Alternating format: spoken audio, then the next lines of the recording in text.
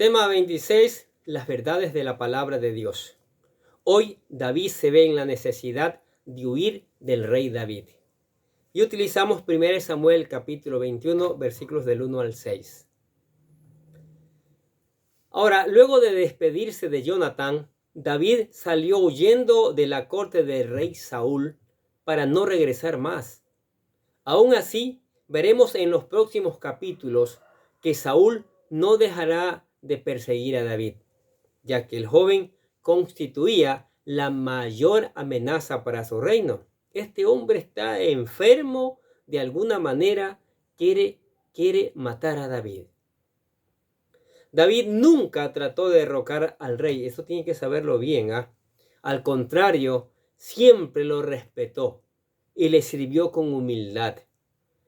Pero los celos enfermizos de Saúl y su inseguridad no dejaron de atormentarlos por el resto de sus días. Pero lo más serio del odio de Saúl es que, en el fondo, su rebelión era contra Dios. Saúl no quería soltar el poder y estaba dispuesto a cualquier cosa con tal de mantener el poder en sus manos. Y David entonces tiene que huir. Ahora, huyendo sin nada en las manos, sin comida, pide ayuda a los levitas. El primer lugar al cual David se dirigió cuando salió huyendo de Anop, que era una ciudad levita cerca de Jerusalén, antes llamada Jebus. Not se había levantado como el centro de entrenamiento sacerdotal luego de la caída de Silo. ¿Se acuerda? Tras la muerte del sumo sacerdote Elí y sus hijos que vivían en corrupción. Eso vimos en el capítulo 4 de 1 Samuel, ¿se acuerdan? En ese tiempo, un descendiente de Elí era el primer sacerdote y su nombre era Ahimelech. David fue a buscar a Ahimelech para que lo auxiliara, pues no tenía que comer habiendo huido a prisa. Miren lo que es el versículo 1. Vino David a Not, al sacerdote Ahimelech, y se sorprendió Ahimelech de su encuentro y le dijo: ¿Cómo vienes tú solo y nadie contigo? Era inusual que uno de los capitanes del ejército de Israel anduviera sin escolta, ya que tropas de filisteos merodeaban continuamente por el territorio de Israel. Por eso el sacerdote se sorprendió al verlo solo. David no sabía si no podía confiar plenamente en el sacerdote, así que inventó una historia. Mire el versículo 2 y 3. Y respondió David al sacerdote Ahimelech: el rey me encomendó un asunto y me dijo: nadie sepa cosa alguna del asunto a que te envío y lo que te ha encomendado. Y yo le señalé a los criados un cierto lugar. Ahora pues, ¿qué tienes a mano? Dame 5 panes o lo que tengas. El objetivo de David en esa visita era pedir pan. No fue a otro pueblo, porque seguramente le darían aviso al rey. Pero con los sacerdotes estaban más seguros, ya que ellos tenían muy poco contacto con el rey, específicamente después de que Saúl se alejó de Dios. Todo lo que David quería de los sacerdotes era pan. El problema es que el único pan que había en el pueblo era el que estaba consagrado para los levitas. Imagínense eso. ¿Y ahora? Miren lo que sucede en el versículo del 4 al 6. El sacerdote respondió a David y dijo: no tengo pan común a la mano, solamente tengo pan sagrado, pero lo daré si los criados se han guardado al menos de mujeres. Y David respondió al sacerdote y le dijo: en verdad las mujeres han estado lejos de nosotros ayer y anteayer. Cuando yo salí, ya los vasos de los jóvenes eran santos, aunque el viaje es profano. ¿Cuánto más no serán santos hoy sus vasos? Así el sacerdote le dio el pan sagrado, porque allí no había otro pan sino los panes de la proposición. los cuales habían sido quitados de la presencia de Jehová para poner panes calientes el día que aquellos fueron quitados. ¿Qué les parece?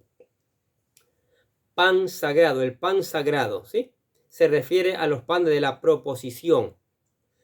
Pan al rostro, es decir, pan que está ante la presencia de Dios, también conocido como pan de la presencia, en Éxodo 25:30. Estos panes eran colocados en el lugar santo sobre la mesa de la proposición. 12 panes que representaban las 12 tribus de Israel, como dice Levítico capítulo 24.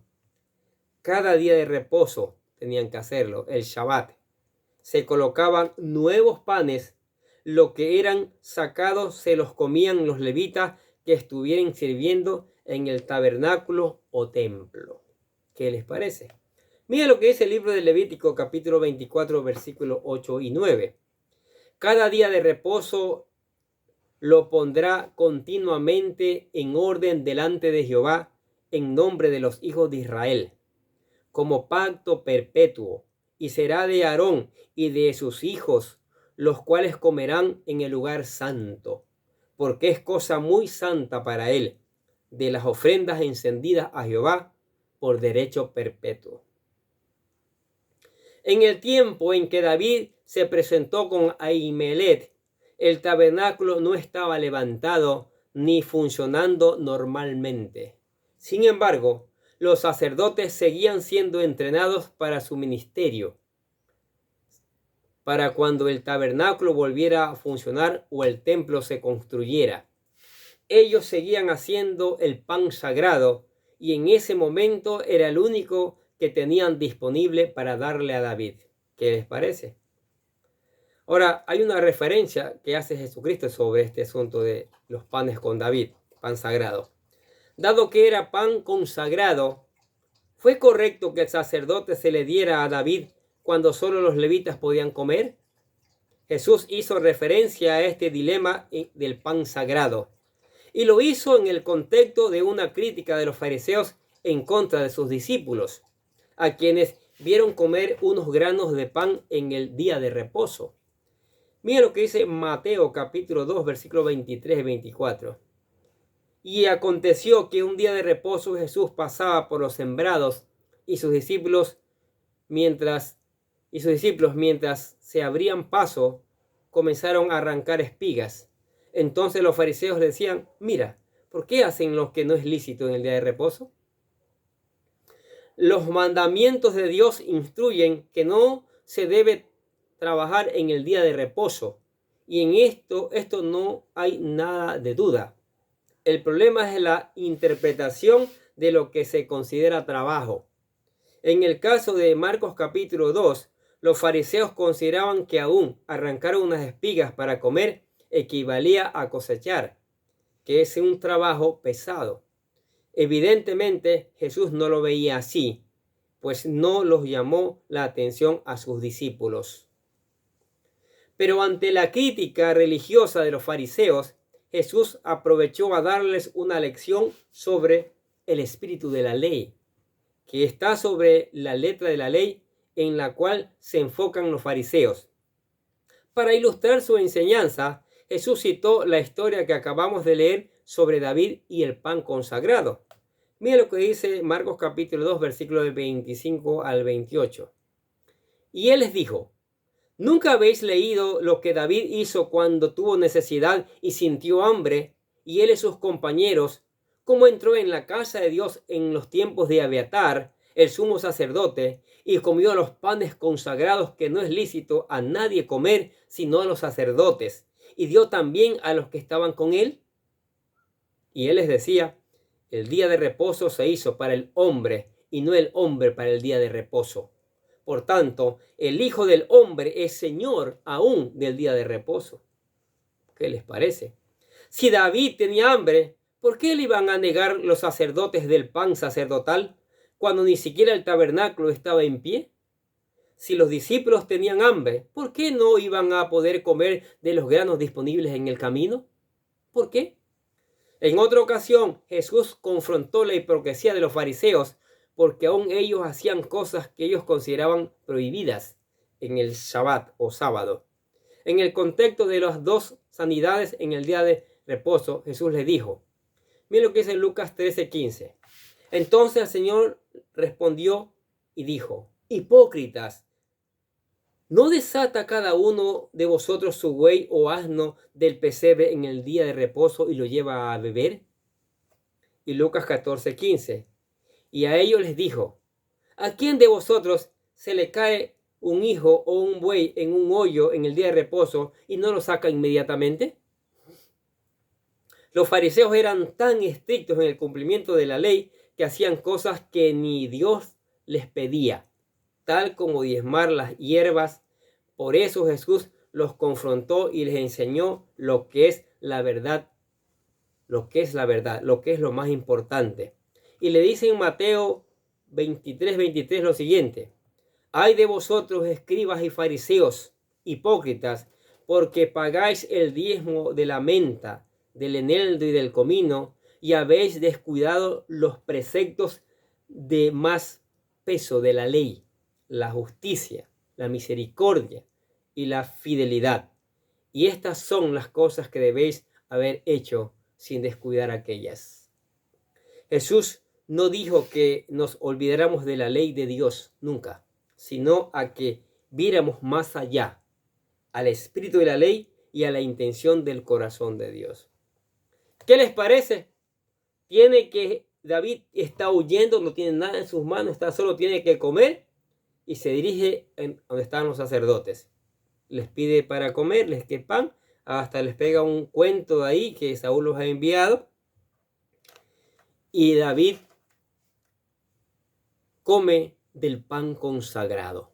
No pasó nada, porque David era consagrado, entiendan también esto. Porque David era un hijo de Dios obediente.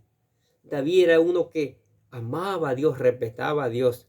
Y Dios y los sacerdotes le permitieron comer el pan consagrado. Eso es maravilloso. David es que el hijo de Dios, el que cumple la palabra de Dios, Dios no le pone barreras. Más Dios le abre el camino para que pueda seguir adelante.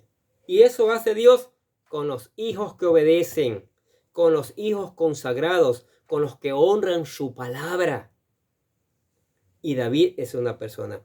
Y David viene a ser un gran testimonio para nosotros hoy, que debemos aprender a honrar la palabra de Dios, a obedecer la palabra de Dios, ¿sí? A protegernos también, porque acuérdense que este rey quiere matar a David como sea, y Dios lo está cuidando, le está protegiendo a tal punto que es alimentado con los panes de la proposición. ¿Qué les parece? Y eso es maravilloso. Ahora, ustedes que han estado escuchando esta palabra de Dios, esta historia de David, seguro le ha impactado. Seguro su corazón ha comenzado a palpitar más fuerte de lo normal y ha dicho, yo quiero ser como David. Yo quiero ser un hijo de Dios. Yo quiero ser uno que obedezca la palabra de Dios. Entonces, tiene que venir a Cristo. Tiene que confesar a Cristo como su Señor y su Salvador. Tiene que creer que Él derramó su sangre para limpiar, para expiar sus pecados. Tiene que creer que Él murió y se levantó al tercer día, venciendo la muerte. Y tiene que creer que Él vendrá por segunda vez para llevarle a la patria celestial. Entonces, nosotros le ayudamos presentando lo que le llamamos la oración de fe para que usted acepte a Cristo, venga a los pies de Él. Repítala con todo su corazón, que dice así. Querido Dios, sé que soy un pecador y que nada de lo que hago puede hacerme ganar el cielo o la vida eterna. Creo que Jesucristo murió por mí, derramando su sangre para lavar todos mis pecados para ser redimido, y que se levantó de la tumba al tercer día. Ahora mismo lo recibo como mi Salvador personal, confiando solamente en Él como mi único camino al cielo. Señor Jesús, séllame y lléname con tu Espíritu Santo y escribe mi nombre en el libro de la vida para ser salvo. Y decimos, gracias, amado Padre Celestial, por regalarme la vida eterna. Amén. ¿Aceptó a Cristo? ¡Wow! Maravilloso. Lo bendecimos, lo felicitamos. Pero ahora, para mantenerse en Cristo, para mantenerse activo, creciendo espiritualmente, venga, medite todos los días en la palabra de Dios, medite, lea, vuelva a leer, vuelva a leer, vuelva a leer. Si algo no entiende, ore al Espíritu Santo para que le dé entendimiento, para que le dé sabiduría.